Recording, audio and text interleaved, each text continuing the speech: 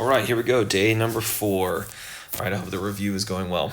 So, first one here. Olympic-sized swimming pool is approximately 50 meters long by 25 meters wide. So, just going to draw my swimming pool here, and I've got 50 meters by 25 meters. Okay, what distance will a swimmer travel if they swim from one corner to the opposite? So I'm going to draw one corner to the opposite. It's going to create that right triangle. So I'll be using Pythagorean theorem to find this hypotenuse here. So I'm going to use a squared plus b squared equals c squared. I have 25 squared plus 50 squared equals c squared. So going to my calculator, as I don't expect you to have these memorized. So 25 squared and then 50 squared. So we've got 625 plus 2500. So 625 plus 2500.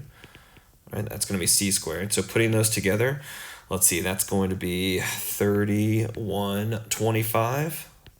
So c is going to be the square root of 3,125. So getting an approximate answer, I need the square root of 3,125, which is approximately 55.90 meters. So 55.90 meters. All right, that is how far I expect the swimmer to travel going from one corner to the opposite. Number 2, we've got the Tower of Terror ride in Disney, Florida. All right, so this is going to be 199 feet tall. All right, Josh over here, this is Josh, standing 132 feet from the base of the ride. What is the angle of elevation from the point where Josh is standing to the top of the tower? So basically, what is this theta here if Josh is 132 feet from the base of the Tower of Terror ride? Okay, so using SOHCAHTOA, I'm trying to find this angle, so I'm thinking this is the opposite side, this is the adjacent side from that angle, so I'll be using tangent. So the tangent of theta is equal to 199 over 132, so we have theta equals tangent to the negative first power of 199 over 132, so theta is approximately, all right, so go into my calculator. We have 199 over 132, and that is going to be approximately 56.44 degrees. 56.44 degrees. All right, that's number 2. Okay, let's do the next one. Writing the equation of a circle where they give us endpoints on a diameter. So if they're giving you endpoints of the diameter, that means that the midpoint of these two endpoints would be the center of the circle, which I need to write the equation of a circle. So I'm going to first write down the midpoint formula, which is going to be adding my x's together and dividing by 2, and adding my y's together and dividing by 2. So finding that midpoint, I'm going to add negative 18 plus 8, and then divide that by 2, and add negative 3 plus 11, and divide by 2. So for my midpoint of those two endpoints is going to be, let's see, that's negative 10 divided by 2 is negative 5. That's 8 divided by 2 is 4. And this right here is the center. Okay? So now once I have the center, I'm going to go ahead and write down my equation of my circle, which is x minus h, all of that squared, plus y minus k, all of that squared, equals the radius squared. Plugging in my center, remember to think opposite, I have x plus 5 squared plus y minus 4 squared equals the radius squared. Now it's up to you. As you can see, I'm using the equation of the circle to help me find the radius squared because at the end of the day, it's all I need. I have everything else. But I know some of you will want to find the distance between these 2 points, so you can absolutely use the distance between those two. That would be the diameter distance, and then cut it in half to find the radius and then square it. Or you could use the center and one of these endpoints to find that distance, and that would be the radius distance, and just square it. It's your call. It's up to you. It doesn't matter as long as you're writing that equation as I did here. I wrote my equation before plugging in. So now I'm going to plug in 8 and 11. That's what I'm choosing. So 8 goes into x, 11 goes into y, right? These are points on the circle. That's going to be 13 squared, which is 169. 11 minus 4 is 7 squared is 49. All right, so that added together, let's see, 170 plus 50 is 220, take away 2. So 218 is the radius squared. Remember, that's not the answer.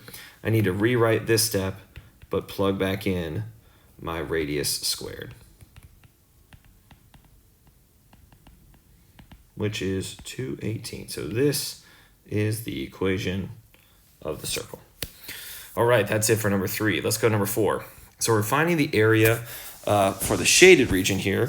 So when I look at this figure, I'm going to say that the area is equal to the area of the square minus the area of all of those circles, right? Because those circles are not shaded. So I know the area of the square is side squared. And then the area for a circle is pi r squared. But when I look at how many there are 16 of these, right? There's 16 of those circles. So my side is 32. And then for my radius, I need to look at that this would be that each of these is 8, right? 8, 8. So if the diameter is 8 for each of those, then the radius must be 4. Okay, so 32 squared, that's going to be 32 squared, 1,024 minus 4 squared is 16. 16 times 16 is 256.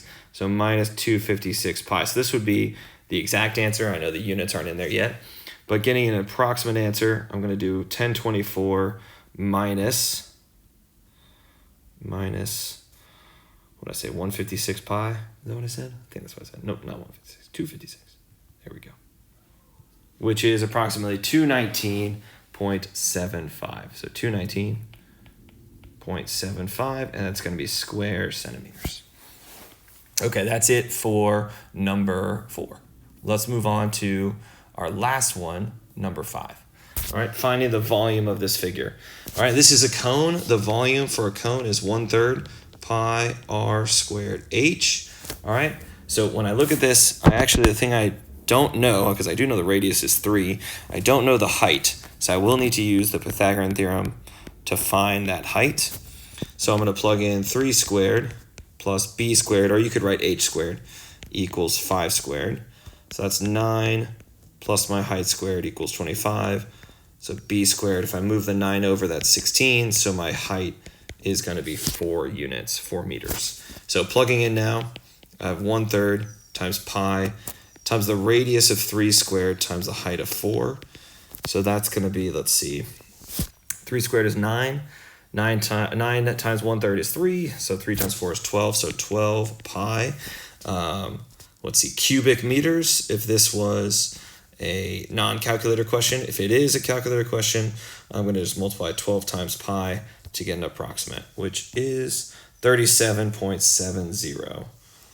37.70 meters cubed. Okay, guys, that is it for review day number 4. We're getting close. Again, a reminder, not sure when you're watching this, but if it's before Wednesday, the 28th, come see us for the afternoon if you have any questions. Good luck.